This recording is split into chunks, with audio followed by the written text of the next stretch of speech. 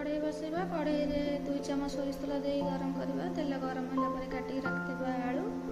कखर dengue दे भाजिबा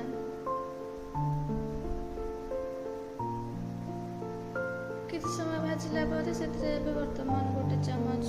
हल्दी गुंडा दबा 1 चामच लूण दबा लूण स्वाद अनुसार दे परिबे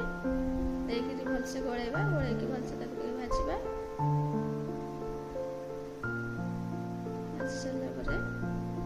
आमे ए मसला तैयार कर रखते मसला को दबा मसला में गोटे बड़ पियाज